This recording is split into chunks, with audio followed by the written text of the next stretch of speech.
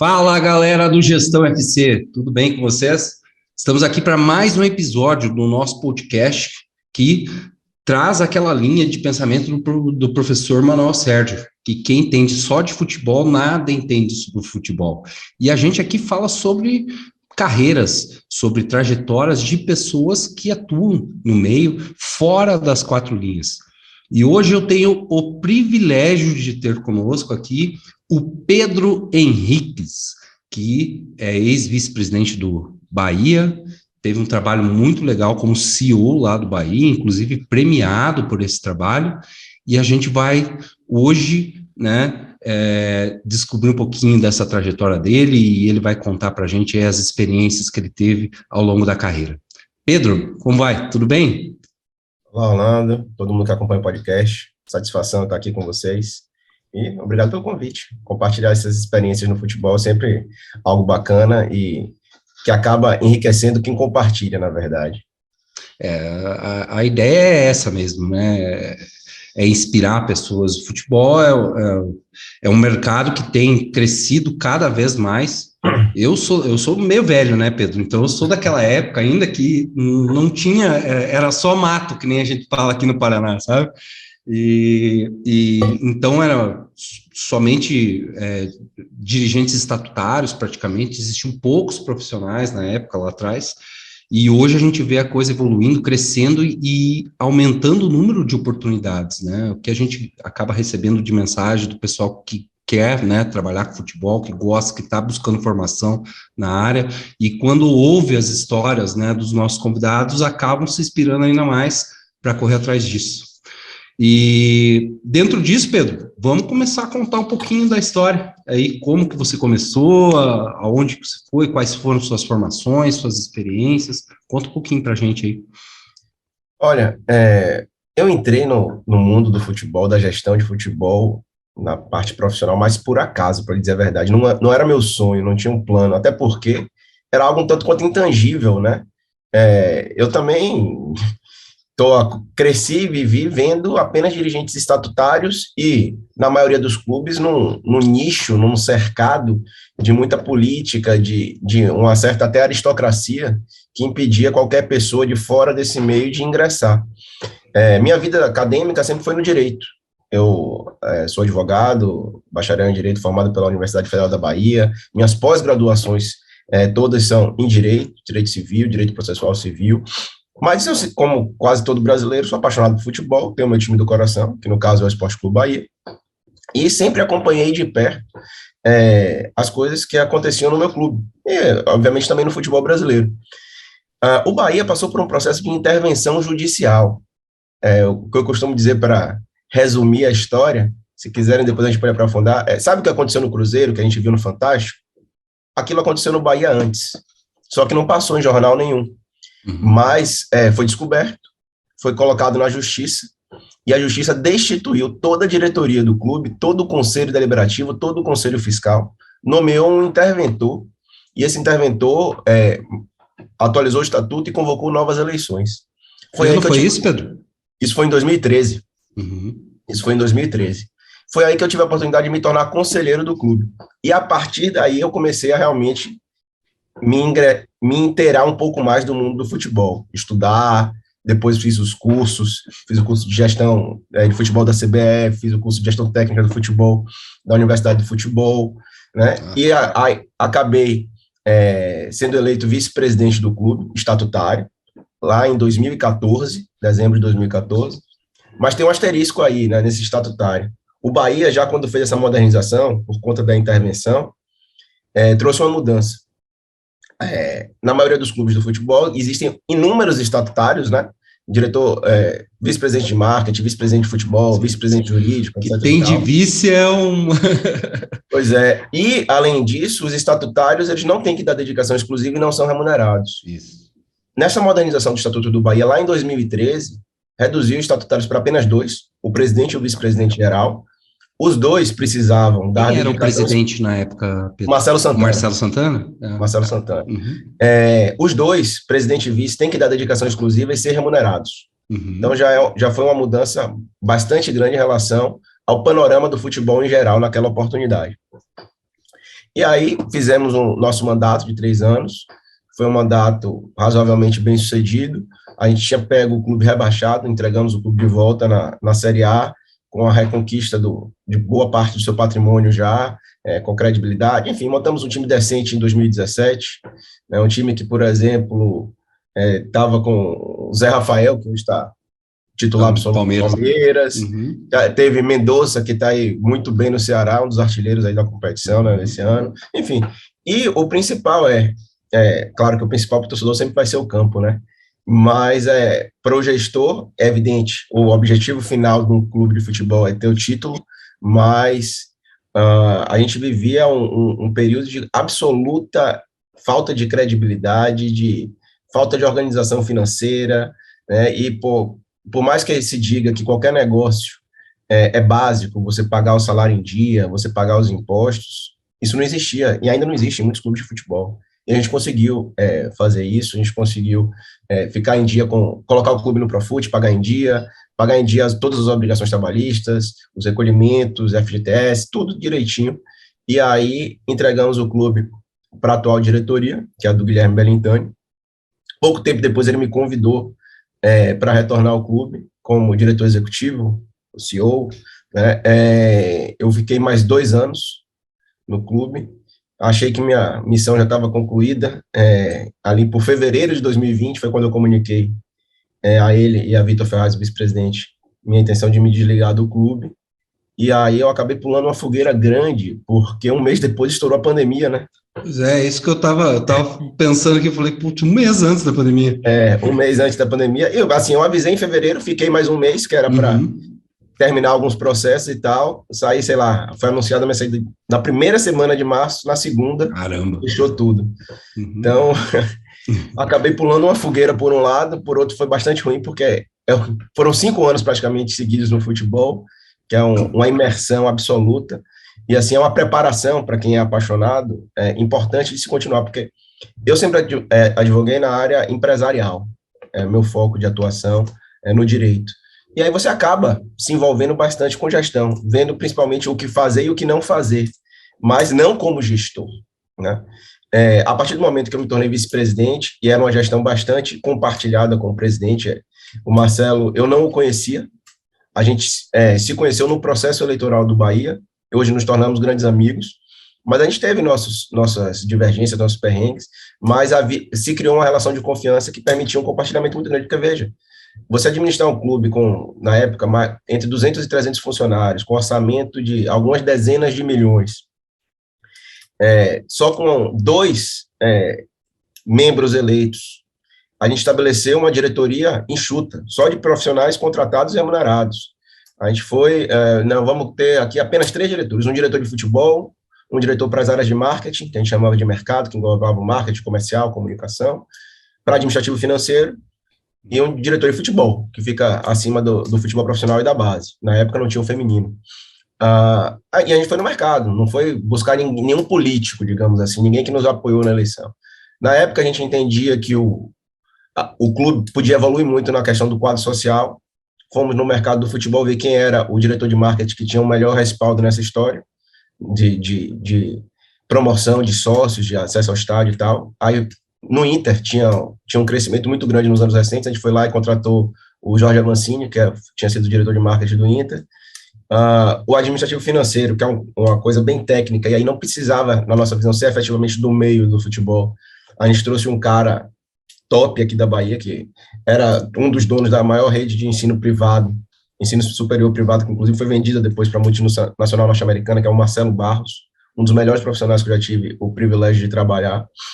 Tinha sido secretário de governo nos anos 90, um cara de altíssimo nível. E para a diretoria de futebol, a gente foi no mercado para ver o que é que se encaixava naquela época. O futebol mineiro estava em alta, né? O Cruzeiro e o Galo ali, o Cruzeiro sendo campeão. Cruzeiro bicampeão, né? Na época. O Galo também começando a se restabelecer, organizar. O América Mineiro sempre estava numa gangorra, né? Subindo um ano, descendo outro, mas sempre fazia um trabalho com uma certa consistência. O América é um clube muito organizado, né? Muito organizado, muito organizado. A gente foi lá e trouxe então o diretor de futebol do América, que era o Alexandre Faria. Depois rodou pelo futebol brasileiro, passou por Vasco, Sport, enfim, alguns clubes relevantes. E aí montamos esse modelo de diretoria enxuta, tentamos estabelecer uma organização, toda semana tinha reunião de diretoria, ver as pautas, acompanhava e tal. E foi a partir daí que eu efetivamente ingressei totalmente no meio, comecei a participar de eventos, comecei a estudar. Claro, você aprende na prática, mas é importante você buscar Tem que desenvolver, né? Também a parte técnica é importante. Entender as questões conceituais e, principalmente, tem coisas que você vive mesmo, porque o pessoal diz que o futebol é diferente de tudo, eu digo que essa é uma meia verdade. Porque o básico de gestão se aplica no futebol. Não tem o que discutir isso. Né? Mas é um meio peculiar. Tem as relações institucionais, tem os players que você tem que saber como conduzir e negociar, as relações com TV, com empresários, agentes, com as federações e CBF, com Liga, que a gente já tratava com Liga aqui no Nordeste, que a gente tem a Liga do Nordeste, que organiza a Copa do Nordeste.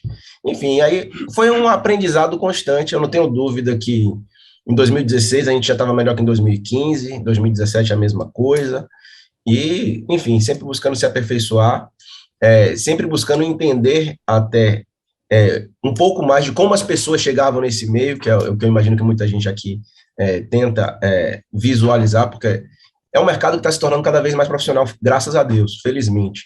E eu acho que isso vai até facilitar pessoas capacitadas de entrarem, porque até então o que se via era uma questão eminentemente de relacionamentos, o que era muito ruim. Era só o QI, né? O famoso QI, quem indica. Era muito ruim.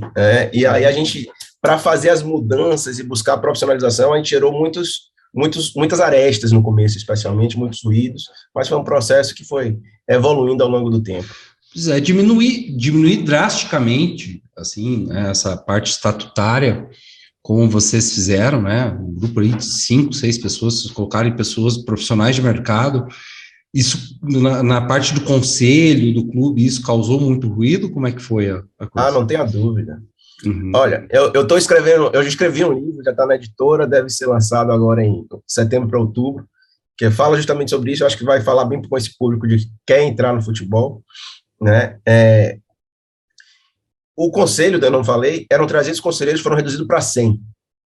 Já é bastante. Conselheiros nessa mudança estatutária. E outra, antigamente, em muitos clubes ainda, se elege o conselho que é mais votado, elege a chapa integral.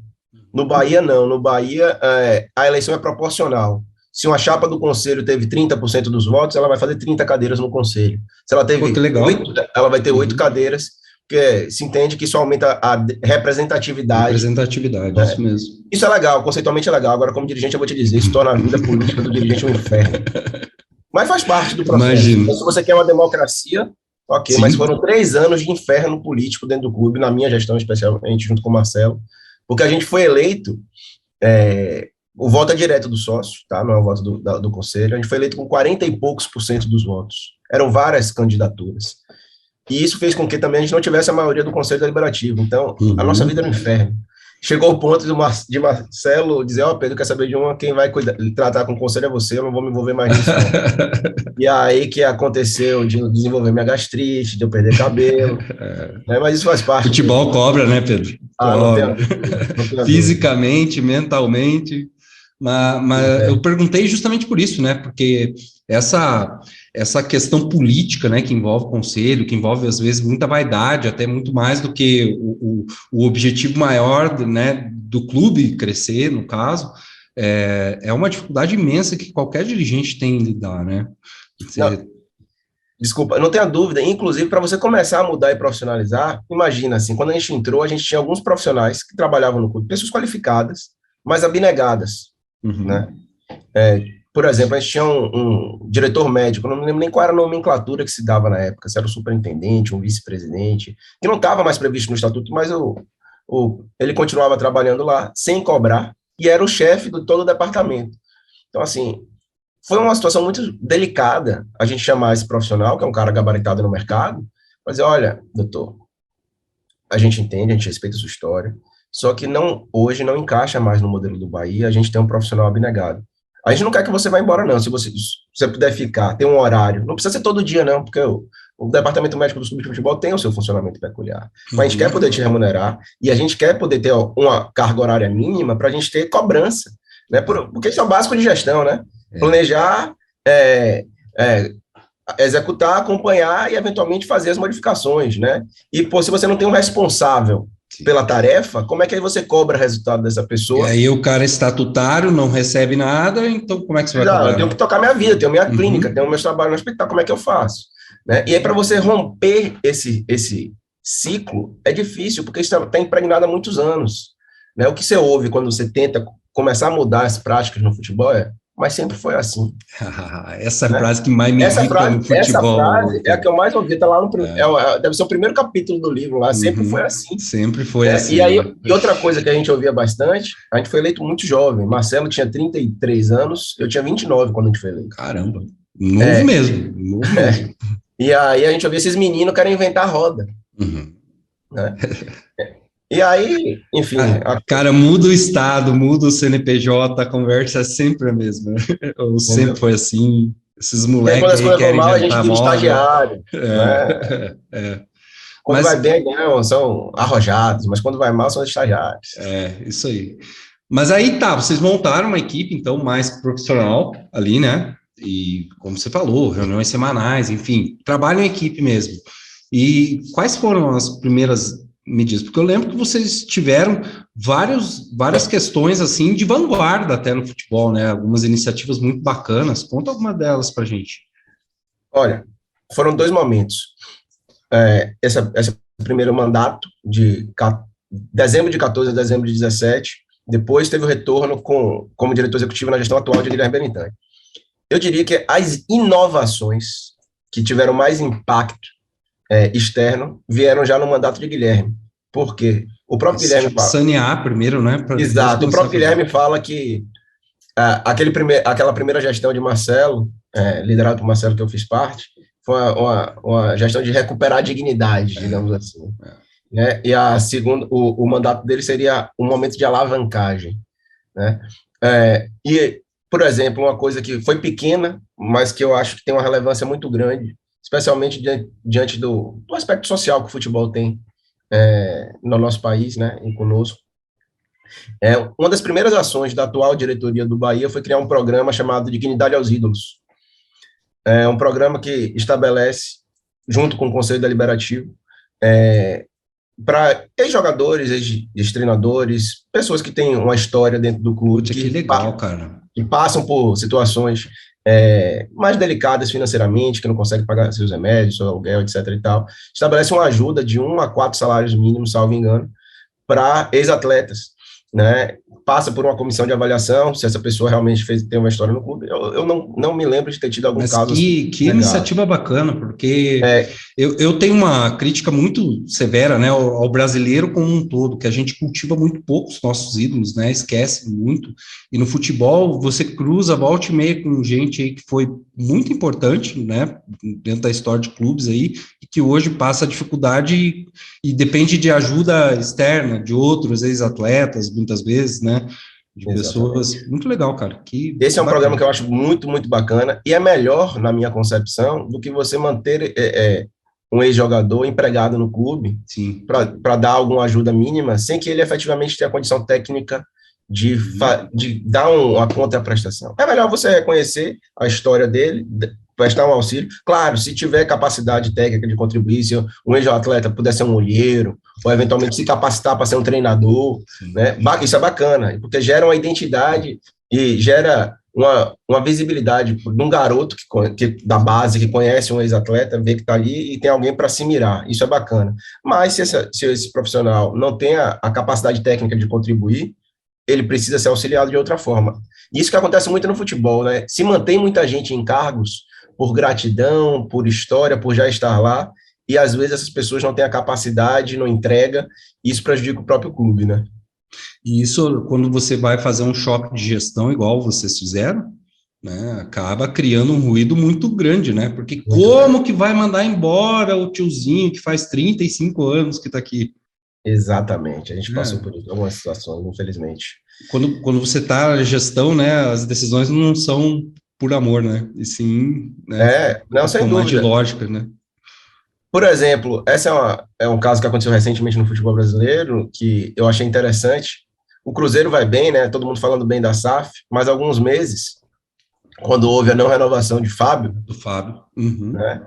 Foi uma comoção muito grande da torcida ir para frente do CT, xingar Ronaldo, mandar dar satisfação e tal. Então, assim, eu de fora não posso dizer se foi certo ou errada. Talvez eu possa até dizer que podia ter um pouco mais de sensibilidade na condução, pela história e tudo mais. Sim, Mas, tecnicamente, eu imagino que eles tenham levado em consideração não apenas o retorno técnico que o Fábio dava ao Cruzeiro, mas especialmente a questão financeira, a questão de rescisão, caixa do clube, né? a questão de sucessão, né, da responsabilidade trabalhista, né? Então, tudo isso tem que ser considerado e as pessoas fazem análises muito na paixão, né? Nessa oportunidade aí, eu vi muita gente dizendo, não, isso aí vai acabar com... muita gente que dizia que a SAF era o futuro, muita gente dizendo, não, mas tá vendo, vai transformar futebol em números, isso não é nosso futebol, tal coisa. Então, as pessoas têm que ter um pouco mais de calma e prudência para fazer as análises adequadas, né? E isso vem com o tempo, isso vai vir com o tempo, e eu acredito que, enfim, o futebol, seja com os clubes se transformando em SAF, seja profissionalizando o modelo associativo, a coisa tende a evoluir. E o que você acha da SAFs, Pedro? Eu costumo dizer que o que eu não gosto não é da SAF, eu acho a SAF um instrumento. O que eu não gosto é do discurso que a SAF é a salvação do futebol brasileiro. Eu acho que isso... tinha um professor meu de direito que dizia que isso é uma meia-verdade, que uma meia-verdade é uma mentira inteira. Uhum. É porque as pessoas falam como se a SAF fosse a única forma de profissionalização. Não é. Não, eu posso falar porque eu vivi uma experiência disso no modelo associativo. E não foi só o Bahia, não. O Grêmio, apesar de ter sido rebaixado recentemente, vive um modelo de gestão muito bom. Muito legal. Bom. Eles têm os estatutários, mas eles têm um cronograma executivo. Acho um dos melhores modelos, inclusive. Para mim, é um dos melhores modelos que equilibra o respeito à cultura estatutária e a profissionalização necessária dentro de um ambiente como um clube de futebol. Eles têm os estatutários todos, têm o comitê diretor, mas eles têm o CEO, que fica acima do diretor de futebol, de administrativo financeiro, do de marketing, que eles tocam o dia a dia e que o CEO se reúne depois para prestar as contas ao comitê diretor, que é estatutário. Eu acho que é um modelo muito bacana. Tem um que é peculiar, e eu digo que é muito bom, mas não vejo como ele se tornar parâmetro pela peculiaridade, que é o Atlético Paranaense, que tem o mesmo mandatário, por mais que ele tenha funções diferentes ao longo do tempo, há uns 20, 30 anos. E, para mim, o Atlético é a prova de que gestão profissional, planejamento, por mais que você não goste de uma coisa ou de outra que o Petralha faça, é inegável você dizer que ele transformou um clube que não era nem o maior do Paraná. Sim. Não era. Nos anos 90, o Curitiba tinha acabado de ser campeão brasileiro. Tinha o Curitiba, o Paraná estava numa crescente. Ele transformou o Atlético Paranaense, para mim, no top 5 do Brasil. Sim. Não tem muito o que discutir. E isso está no ranking da CBF também, não sei nem só eu que estou dizendo que é top 5. Né? Então, é um clube que conquistou 2 Sul-Americanas recentemente, conquistou a Copa do Brasil, está sempre brigando na primeira página da tabela. E você vê que eles têm um planejamento, têm uma metodologia. O Atlético Paranaense tem uma rede de captação de dar inveja. Eu não estou falando nem de estrutura, que é top. O Atlético Paranaense tinha parcerias na Bahia, que Bahia e Vitória não tinham. Sim. Não é à toa que você vê aí, ao longo dos últimos anos, quantos atletas formados no clube, vendidos, né? O Atlético Paranaense rompeu uma receita muito importante. Ele rompeu um ciclo que só existia de grandes vendas para a Europa, só do eixo Rio-São Paulo. Sim. Não existe mais. O Atlético Paranaense faz essas vendas direto. E por que faz? Não só porque revela bons jogadores, eles mantêm contato com o mercado europeu. Vai profissional do Atlético Paranaense rodar lá para a Europa. Eu sei, eu descobri isso tem pouco tempo, mas tem muito tempo que eles fazem já. Né? Então, eles sabem tratar o futebol como negócio, que é o que a maioria dos gestores estatutários não sabem. As pessoas ficam muito centradas no universo particular. Muito como política, né? Sem entender uma atividade empresarial. Sem entender todo o macroambiente do futebol, porque muita gente gosta de falar, né? Futebol é um produto da indústria do entretenimento, é bonito, né? E é uma verdade, se você for olhar todo o contexto mundial. Movimenta bilhões, é uma indústria que movimenta também milhões de pessoas nos estádios, movimenta diversas áreas, mas no Brasil ele não é tratado ainda profissionalmente.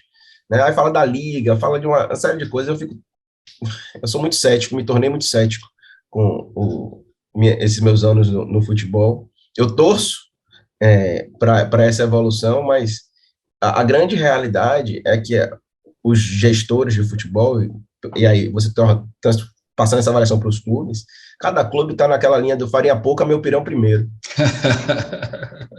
E aí, em vez de pensar no todo, eu me lembro quando a gente participou das conversas, na época lá da Turner, aqui no Brasil, né, que a gente, para mim isso foi um momento histórico do futebol brasileiro, apesar da Turner já ter ido embora, isso mudou o modelo de distribuição das transmissões, porque a Globo passou para o 40... Quebrou alguns paradigmas, né? E a Globo passou para o 40-30-30 depois que a Turner chegou. Essa é outra história que eu conto com mais detalhes, né? Vai sair nessa futuro livro aí. A Turner, quando a gente fez aquela mudança, a gente participou de várias reuniões com diversos clubes, diversos dirigentes, e aí você via cada um tentando defender o seu, né? E aí teve alguém que falou, eu não me lembro quem foi agora, se foi Marcelo Santana, se foi...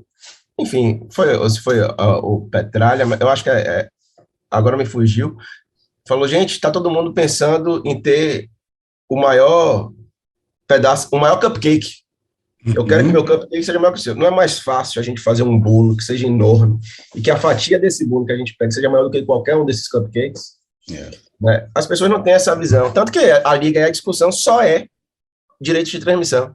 Ninguém fala de calendário, ninguém fala de data FIFA, ninguém fala de profissionalização da arbitragem. Tem muito mais conversa, né? Tem muito mais, as pessoas restringem isso, por quê? Porque as pessoas só pensam no imediato. Isso, eu particularmente tenho uma visão, e já tive experiência de trabalhar em liga e tudo, que ainda a gente precisa de alguns anos, porque não existe maturidade suficiente ainda para se formar uma liga. Né? Justamente pelo que você acabou de dizer. O assunto é só cota de TV, mais nada. Né? E existem muito mais outras coisas para você montar uma competição forte do jeito que, né, é a expectativa de todos, para aí você formar uma liga, enfim, e ir para frente com isso. Né? Não, sem dúvida. Quando você vai... Aí todo mundo gosta de usar o parâmetro da Premier League, né? Beleza. Aí a gente vem aqui para o Brasil e vê, às vezes o Flamengo manda o jogo no Maracanã, às vezes manda em Brasília, às vezes manda em Manaus. O Vasco o Vasco consegue inverter mando de campo dos adversários, né? Na Série B ele jogou com o Guarani em Manaus, salvo engano. Isso acontece todo tempo. E o equilíbrio técnico da competição, como é que fica? Sim. Né? Mas não é só questão de inversão de mando de campo, não. É uma questão de viagem, deslocamento, logística, desgaste dos times adversários. Por exemplo, se o Fortaleza enfrentar o Flamengo em São Paulo e o Ceará, o Flamengo no Rio, e o Ceará enfrentar o Flamengo em Manaus, eu não sei aqui a distância agora, mas a distância é diferente, o clima é diferente. Sim, a logística da viagem, desgaste. Isso muda o equilíbrio da competição, o desgaste que é imposto aos adversários. Sim. Então, na Premier League, não pode. Na Premier League não pode. Mas as pessoas aqui só falam de Premier League quando é para falar do 50, 25, 25. Então, porque o foco da discussão é somente o financeiro, né? Um jogo vai para Manaus, para Brasília, para outro, uma questão financeira, né? O dirigente, se você conversa muito com o dirigente de clube, né? A gente tem essa oportunidade, 80% da conversa é sobre dinheiro, né? Depois que vai se falar de outras questões. E futebol é esporte, né, Pedro? Futebol tem que ter aí. Sem dúvida. A gente tem que ver o aspecto esportivo, tem que ser o aspecto mais privilegiado, porque ele faz rodar todo o resto. Sim. Mas eu também, até porque estive desse lado durante muito tempo, entendo totalmente a visão da preocupação financeira, porque o maior desafio do gestor de futebol é o fluxo de caixa. É o maior desafio. Porque você pagar salário em dia, você pagar os impostos, muita gente não paga, né? Eu até escrevi um artigo tem uns meses aí que o ilícito é estratégia na gestão de futebol, porque em muitas áreas, tá? É em muitas áreas, mas é o que eu digo, se você é empresário, não vai pagar seu imposto, porque você sabe que daqui a um tempo vai ter um refis, e você vai entrar nesse refis, você está precisando dessa grana para se alavancar, para fazer uma determinada operação. Eu não vou dizer que você faça isso, mas isso acontece. E é um risco que você assume porque você é o dono do seu negócio. Um diretor de futebol, um dirigente de futebol não é, a menos que ele seja o acionista majoritário de uma SAF. Mas o nosso dirigente é estatutário, ele é um mandatário, ele é um representante dos sócios do clube. E, na minha visão, ele não tem a legitimidade para assumir esse tipo de risco. Mas quase todo mundo assume. né? Por causa do resultado esportivo, né? Aquela busca incessante pelo resultado esportivo. Não só pelo resultado, pela busca incessante pelo resultado esportivo, mas muitas vezes por sobrevivência. Você não tem o dinheiro para pagar a comissão do empresário, senão o atleta que você quer vir não vai assinar com o clube. Aí você não paga o imposto, né? E aí você vai tomando uma série de decisões que vão onerando o clube muito, porque quando você não paga, vem multa, vem juros, e aí fica aquela bola de neve que muitas vezes quem vai ter que arcar não é você, é quem te suceder. A gestão, né? depois. E é por isso que as dívidas dos clubes vão cada vez mais se tornando mais impagáveis, né? Porque é um ciclo vicioso, difícil de você romper. Mas, neste caso, a SAF acaba sendo uma ferramenta, né, que vai requerer uma fiscalização maior, né, nesse sentido. Pronto, deixa eu voltar para a SAF, porque eu acabei fugindo do tema, né, da pergunta. Não, tranquilo. Não, aqui, assim, cara, você que manda aqui, o convidado que manda nesse podcast. Não, a SAF, velho, eu acho muito interessante, tá? Eu não tenho absolutamente nada contra nenhum modelo jurídico. Eu acho que a SAF, ela, mais do que uma ferramenta de organização, porque eu acho que a organização depende dos profissionais que estão envolvidos e não do modelo, do formato jurídico, eu acho que o que a SAF pode trazer de diferente é a alavancagem financeira, porque vai trazer para o futebol brasileiro um dinheiro novo, um dinheiro que não viria para o futebol brasileiro. Essa questão da fiscalização, em tese, já poderia haver nas associações. Em tese, todo clube de futebol tem que ter um conselho fiscal independente. Em tese, todo clube de futebol deveria ter uma auditoria externa para fiscalizar suas contas. Tudo isso é lei Pelé, é lei de responsabilidade fiscal do esporte, né? Em tese, as ferramentas estão aí, estão postas, né? O problema compliance, tudo já está à disposição, tudo já está à disposição. Sabe o que é que eu vejo? Me parece que as pessoas acham que quando você torna uma atividade com finalidade lucrativa, isso gera um profissionalismo maior. Eu não acredito nisso.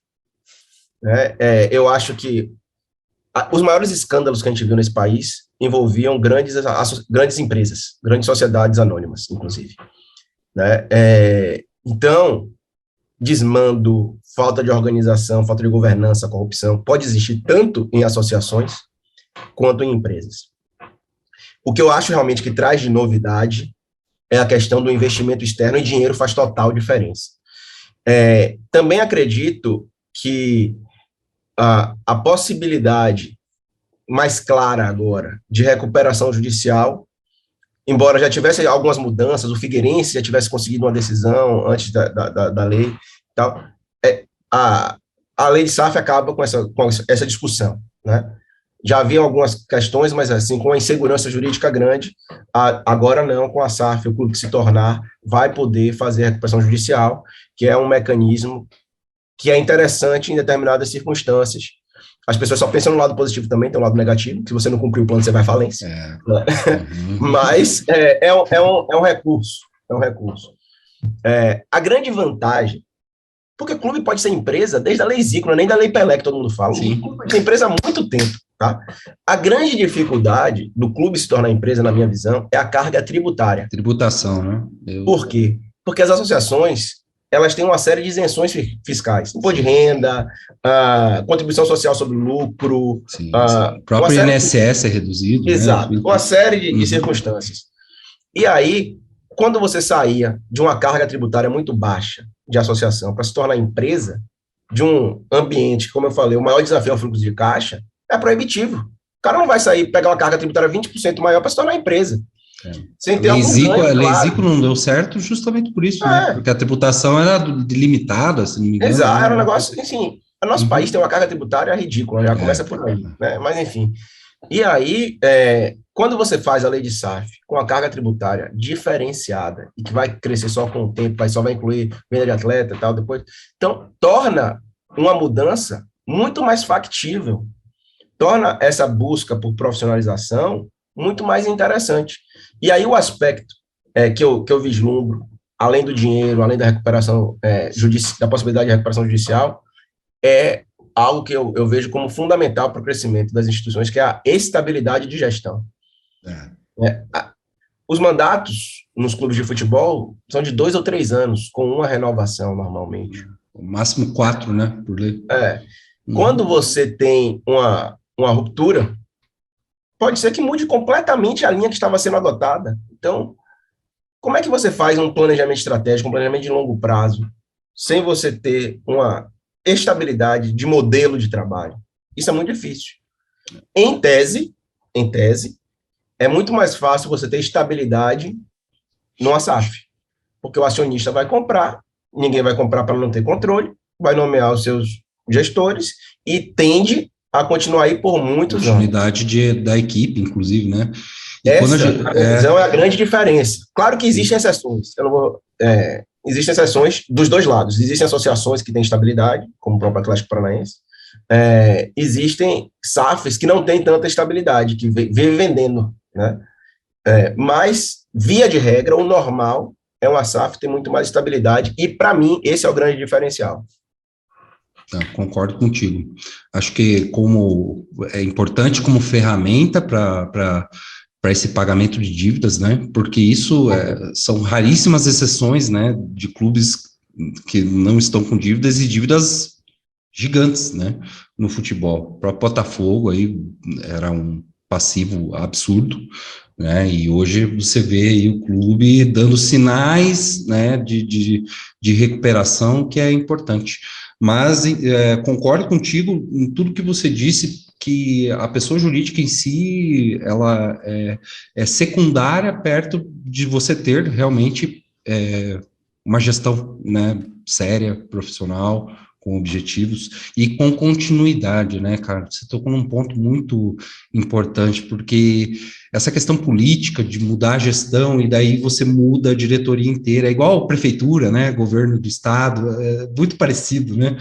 Isso afeta o futebol, pô, claro. Porque, veja, falta convicção nos nossos gestores, né? Você vê, vamos falar do exemplo positivo, Red Bull Bragantino, foi eliminado, perdeu tudo que disputou esse ano, né? Foi eliminado na Libertadores, sem nem ir para a Sul-Americana, foi eliminado na Copa do Brasil, até injustamente, na minha opinião, porque eles fizeram um gol que foi legal contra o Goiás, pelo menos a mim pareceu. E aí, todo mundo pedindo a cabeça de Barbieri. Mas é um clube que é gerido de tal forma que eles entendem quais são os seus objetivos de médio e longo prazo, que eles têm uma visão de como o trabalho vem sendo executado, e que eles sabem que os resultados, de momento, geram uma pressão que não necessariamente diz respeito ao que vem sendo executado ao longo do tempo. Se fosse um clube de massa associativo, a tendência era que o treinador já tivesse sido demitido há muito tempo. Treinador, diretor lá, o Thiago Scunha, caía todo mundo. Caía todo mundo. Então essa é uma realidade. Aí, se você for parar para lembrar de exemplos, como é que você tem um clube que tem um treinador, que tem um modelo de trabalho, e aí você vai e muda para outro completamente diferente? Eu falei isso, uso até o Bahia como exemplo.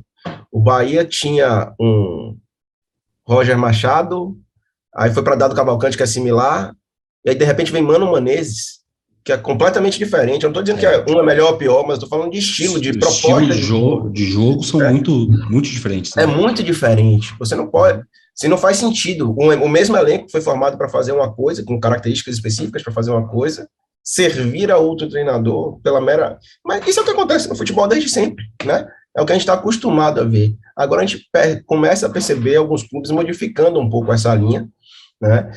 E entendendo que é necessário ter uma coerência, né? E essa coerência passa pela profissionalização dos departamentos de futebol também. Hoje a gente ouve muito falar do departamento de inteligência ou de análise, né? E sem dúvida isso ajuda.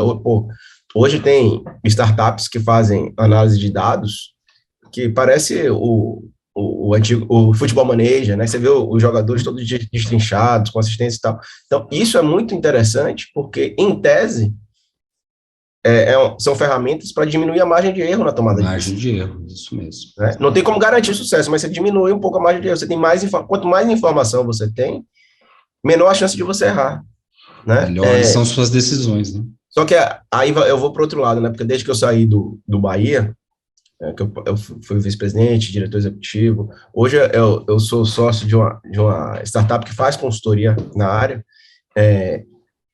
e, de fato, os gestores esportivos, no geral, eles não gostam de pagar por prestação de serviço, né? Especialmente os estatutários. Por quê? Porque eles querem sempre botar o dinheiro no direto, no esporte. E eles deixam, em muitas situações, de se munir das ferramentas adequadas para que suas decisões sejam mais eficientes, né? Porque falta essa visão de que, muitas vezes, o meio é importante para que o resultado final você obtenha um resultado melhor, né? Aí ele quer, não, eu prefiro gastar para contratar o jogador, eu prefiro gastar para fazer tal coisa, em vez de pagar, por exemplo, vamos sair do futebol, que é uma coisa que é mais passional, né? O cara que quer aumentar o ticket médio no estádio, né? Então vou aumentar o preço do ingresso. Não necessariamente você vai aumentar seu ticket médio, irmão. Né? Então, você tem que entender se tem mais gente disposta a pagar mais, se tem mais gente disposta a manter se você consegue aumentar o ticket pelo volume de bebida, do catering, né? Existem N formas de você aumentar seu faturamento, né? Então, as não pessoas é conta de padeiro, né, Pedro? Não, as pessoas só vão no óbvio, Então, quando você tem... minha formação é jurídica, eu tenho hoje uma vivência de gestão, mas quando eu vou para esse pessoal que analisa dados, eu sou um absoluto ignorante. Mas eu respeito, né? Eu respeito e eu busco entender para me tornar mais eficiente também. Claro. Então, a gente tem que saber quais são as nossas qualidades, mas também as nossas limitações. Né? E as pessoas, como você falou aí mais cedo, vaidade é um problema grande, né? Eu me lembro, já nessa parte, eu já tinha saído do clube, eu fui procurado por uma empresa que hoje já presta serviço para alguns clubes no Brasil, chamada DribLab. É uma empresa que faz ciência de dados de atleta, de campo mesmo, né? É bem interessante. Eles me pediram ajuda para fazer contato com alguns clubes aqui no Brasil. Aí, numa dessas reuniões, foi engraçado, porque eles já vieram com a análise do clube feita, né? Ele falou, olha, seu time tem isso aqui, sua zaga tá ruim, esse jogador aqui, por exemplo, se você for ver, tem tantas interceptações, olha nas últimas temporadas, vai caindo e tal, blá, blá, blá, blá. Aí o presidente do clube, então, nessa reunião, ele falou, então você está dizendo que o meu capitão não presta.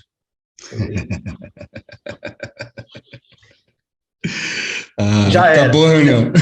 O negócio não foi feito, mas no final do ano esse time teve uma das pior ou a segunda pior defesa do campeonato. E o capitão deixou de ser titular. Errado não estava, né? Então, assim, mas é tudo a forma também, né? Sim, o jeito que fala, né? O jeito que aborda. Então, são coisas que as pessoas vão aprendendo ao longo do tempo, mas que com dados não dá para você brigar. Verdade. Pedro, como se enxerga o futebol brasileiro daqui 5, 10 anos? O que você projeta de futuro, assim? Quais as principais mudanças, as principais inovações? Cara, como eu disse, sou muito cético. Sem ceticismo, isso que eu ia falar. Assim, a gente tem margem para muito crescimento, mas o crescimento é muito paulatino, velho. Veja, para mim, a maior ruptura que houve no futebol brasileiro foi com a assinatura da Turner, naquela época. Houve uma quebra de paradigma muito grande. As pessoas não falam sobre isso, não fazem análise sobre isso, mas é absurda aquela mudança. Porque era um modelo de pagamento que era muito pior do que é hoje, né, que beneficiava alguns determinados clubes. Hoje, esses clubes ainda são beneficiados, mas são menos, porque a distribuição do dinheiro, especialmente da TV aberta e fechada, ficou muito mais justa, muito mais equânime. Hoje, o gargalo está no pay-per-view, né, o gargalo da diferença de um clube receber 5 milhões por jogo, do outro receber 300. Isso ainda existe, isso existe. Mas esse absurdo, esse abismo, diminuiu em metade da receita geral de transmissão, porque uma metade está no pay-per-view, a outra metade está na TV aberta e fechada. E isso só aconteceu por causa de uma ruptura muito grande, que foi quando alguns clubes assinaram com o Esporte Interativo / Turner. E aí, com essa quebra do monopólio, o Grupo Globo viu que era necessário você fazer uma mudança. Por que eu estou dizendo isso? Isso aconteceu em 2016, a gente está em 2022. Essa foi a maior mudança, para mim, do futebol brasileiro da última década. Para você ter uma mudança relevante, tem que ter algum fato dessa magnitude. A Liga pode ser esse fato? Poderia. O problema da Liga é que os clubes se entenderem. Já se falava de negociação em conjunto desde essa época aí da Turner Esporte Interativo. Chegou a ser assinado algum documento para alguns clubes para negociação em conjunto. A lei do mandante foi uma mudança muito interessante. Eu vi muita gente criticando a forma como foi construída, que ia beneficiar A ou B. Eu, particularmente, como uma pessoa que acompanha o mercado do futebol, eu acho que foi positivo a mudança. É, mas ela só vai gerar os resultados adequados se os clubes se organizarem. Ainda que seja nesses dois blocos que está aí, né, da Libra e do futebol forte, é um benefício. Mas são benefícios que a gente só vai ver ao longo do tempo. Eu acho que em 5 anos a gente ainda vai estar engatinhando nessa questão aí dos direitos de transmissão. Ainda vai Tem, estar por aí. salvo engano, no próximo ano, 2023, Isso, 2024. 24. Vai ser renovado 24, agora. né? Vai ser renovado agora.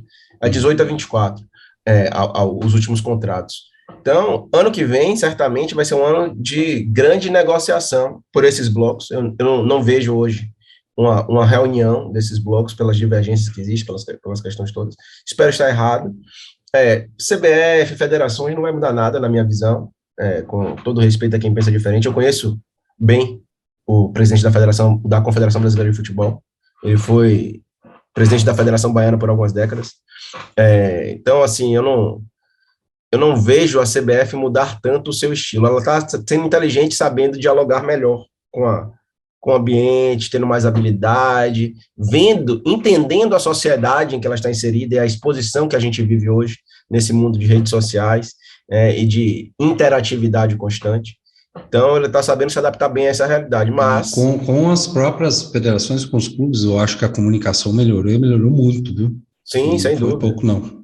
É uma habilidade muito grande, né? Mas o que eu vejo no futebol, em geral, é uma frase também interessante que eu já ouvi algumas vezes, vamos mudar um pouquinho para deixar como está. Vamos mudar um pouquinho para deixar como está, porque na prática, hoje, quem manda na CBF ainda são as federações. O voto político que prevalece é das federações. Só que o caminho, não existe um caminho de ruptura no futebol brasileiro. Não existe esse caminho. Porque quem manda politicamente no futebol brasileiro é a CBF, e quem manda na CBF são as federações.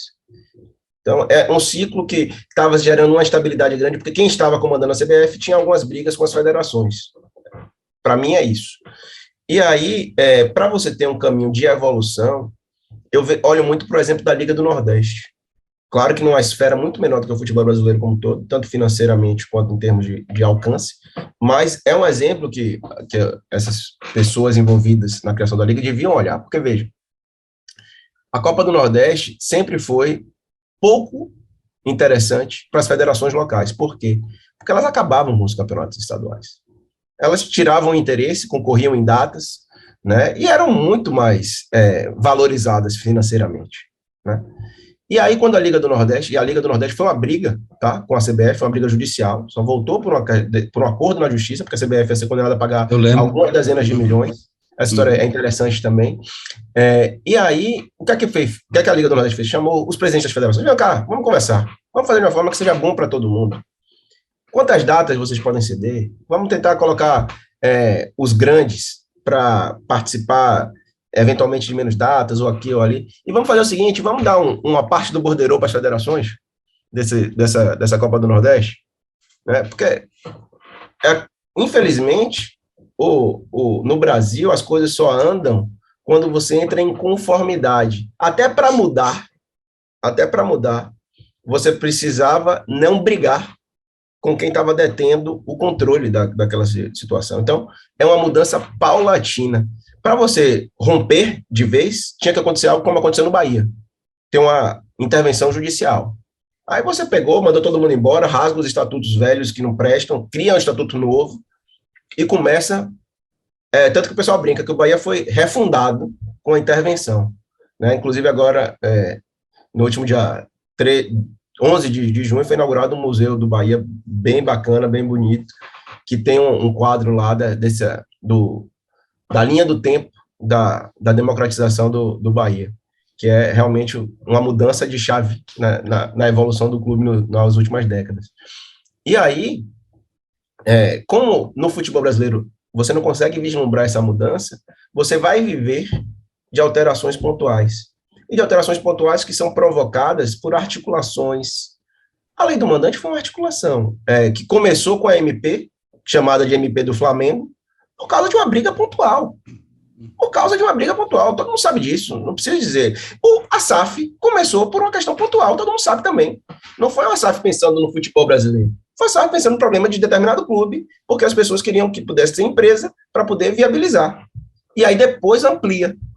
Você quer falar de uma coisa mais geral, você vai falar da Lei Geral do Esporte, que está passando agora, que existe desde que eu era vice-presidente, eu já tinha ido lá em Brasília, em comissão, com diretor de futebol e tal. Demora para sair essa lei geral, né? 8 anos, se não for mais. Absurdo, né? Então, assim... 2015, eu acho que começaram... Entendeu? 7, então eu fui perto. Né? Então, assim, é um negócio que não é sistêmico. Uhum. É empírico. É empírico e da necessidade de cada um.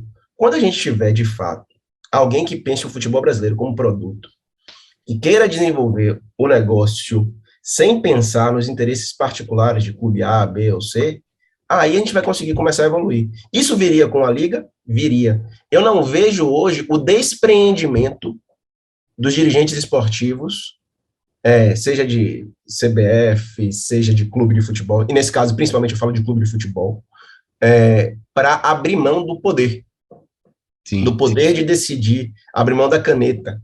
Né? É muito difícil, porque... O desprendimento, você colocou, a falta de maturidade que eu falei agora há pouco, né? Eu acho que você precisa evoluir para esse pensamento ser um pouco mais coletivo, né? E entenderem que só tem a ganhar. E não é nem só isso. E não é nem só isso. Tem uma história que é legal. Eu gosto muito de contar essa história. O dirigente de futebol está pensando no seu problema. Ele não está pensando no problema do clube. Entendeu? 2015, primeiro ano que a gente estava trabalhando no Bahia, a gente foi procurado pelo Grupo Globo. A gente tinha contrato de TV até 2018. E a Globo percebeu, naquela oportunidade, que vários clubes estavam passando por dificuldades financeiras e viu nisso uma oportunidade de ampliar seu contrato. Eu não me lembro agora os números, e nem poderia dizer os números, mas digamos que a gente recebia 50 milhões de reais por ano pelo contrato de TV. E o time estava rebaixado, né? Em 2015 estava na Série B. Aí foram os antigos executivos da Globo visitar vários clubes do Brasil, tinha ido no nosso rival Vitória, foram lá conversar com a gente. Ele falou, olha, a gente quer renovar, seu contrato acaba em 2018, a gente quer renovar até 2020. Beleza, qual a proposta? Não, em vez de 50 milhões, vocês recebem 40. Por quê? Não, inclusive, vocês recebem 40 a partir de agora, não é só para 19 e 20, não. Os outros anos que já estão contratados diminuem para 40. E por que a gente assinou um negócio desse? Não, porque você já garante mais 2 anos. Sim, e aí eu estou garantindo mais 2 anos, perdendo 30 milhões só de saída. Eu falei, não, mas a gente dá um dinheiro na frente para vocês. Sabe que é o desespero do dirigente, é o dinheiro na frente, né? Sim. Quanto é? Juntamento de cotas, né? Aqui eu estou dando números meramente, 20 milhões. Aí você, 20 milhões é luva pela assinatura do contrato, que aí já diminui pelo menos o prejuízo desses 30. Né? Não, é adiantamento. Então, em vez de receber 40, vocês vão receber 35, porque vocês vão pagar isso. Aí você para, olha assim. Financeiramente, médio e longo prazo, não faz sentido nenhum aqui. Né? Mas 20 milhões na mão, no meio de uma Série B, estava disputada pra caramba. A gente no G4, nosso rival fora. Enfim, faltando 2 meses para acabar a competição. Só que aí esse aconteceu, tá? Aí a diretoria se reuniu e disse, todo mundo achou, não faz sentido, não vamos fazer. Não fizemos. O Vitória fez. E aí todo mundo fala, qual foi a decisão certa? Eu falei, bom, para mim foi essa, independente do resultado que veio depois. O resultado que veio depois foi o Vitória subiu e a gente não. Uhum. E aí eu pergunto, será que todo dirigente faria a mesma coisa? Será que foi certo? Eu acho que foi, porque é uma questão de médio e longo prazo.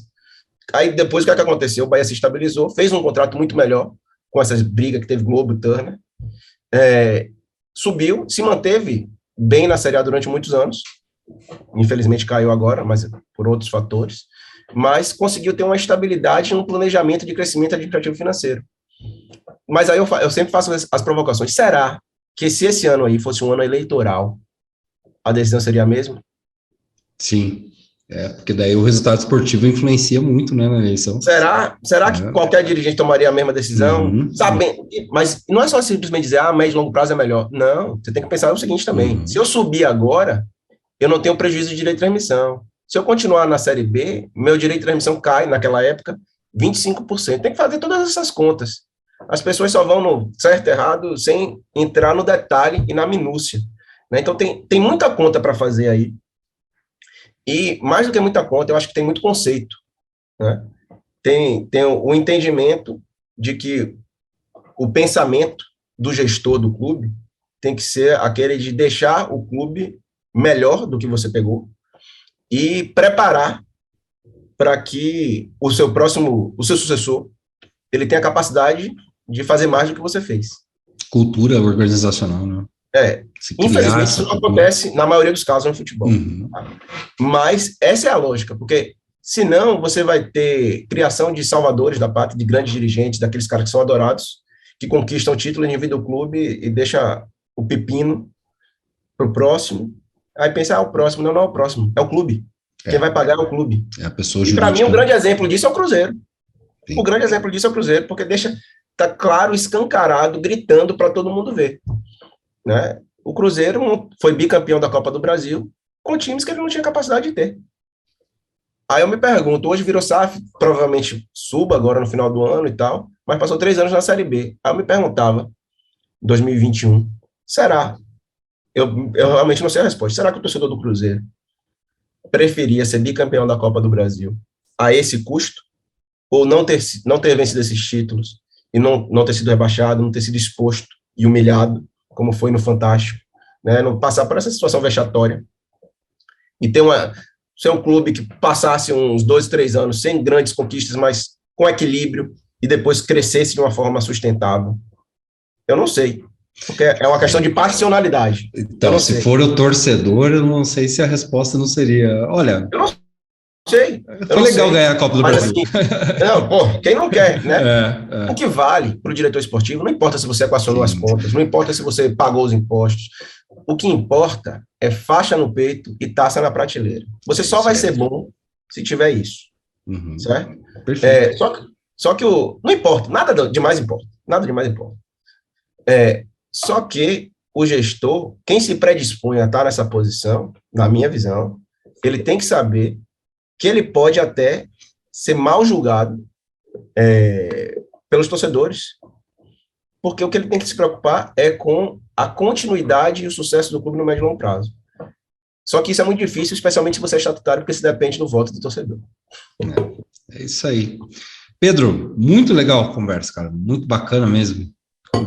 Gostei de alguns pontos de vista, achei que você foi muito pontual né, nas suas colocações, muito bacana, cara, que privilégio. Queria que você deixasse uma mensagem final para o pessoal aí. Agradecer o convite, eu nem vi o tempo passar, o papo foi muito bacana. Pois é, né? Eu também estava quase me perdendo no horário aqui. Já. Nem vi o tempo passar. Eu acho o seguinte, especialmente para quem quer entrar nesse mercado, apesar do meu ceticismo, a profissionalização está acontecendo no futebol, né?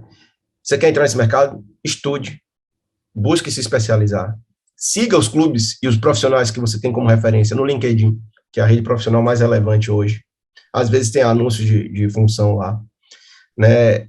E aquela coisa, o futebol e as coisas na sociedade em geral só vão mudar quando as pessoas que têm capacidade de mudar efetivamente se envolverem, né? Então, se vocês têm essa pretensão, se preparem e tente se envolver. Não é fácil, especialmente em funções de maior relevância, para quem não tem ainda uma história nesse mercado, mas eu acredito que com a profissionalização que vai acontecer no futebol fatalmente, especialmente, apesar de todas as minhas pontuações, com as SAFs, né, a SAF vai proporcionar, na minha visão, uma possibilidade de acesso de profissionais técnicos nesse mercado, né? E quem estiver mais preparado, quem estiver se qualificando e buscando os networks adequados, porque por mais que não deixe de ser QI, você está inserido no mercado é fundamental, e você ser visto, reconhecido é importante. Então, busquem isso, porque a gente precisa de pessoas novas, de sangue novo, para mudar as práticas. Chega de sempre foi assim, porque sempre foi assim, porque trouxe a gente para onde a gente está, e eu acho que a gente não está satisfeito, né? Então, vamos fazer diferente. Porra, legal, cara. Nossa, que privilégio. Muito bacana a conversa, muito legal, cara. Quero te agradecer demais, né, pela presença aí, agradecer ao Samuel, que fez, né, a nossa primeira conversa também, o Matheus, que está aí também na nossa produção. E é isso, pessoal. Estamos aqui, Pedro Henriques, executivo de futebol. excelente profissional. Eu vou querer um livro, hein? Você avisa a gente, vamos mandar. Outubro. Muito legal, muito legal. Sucesso, meu irmão. Muito sucesso aí na sua carreira. Parabéns. E é isso aí, galera. Esse é o Gestão FC. E aqui futebol é o nosso trabalho. Nos vemos no próximo episódio. Um abraço a todos. Valeu!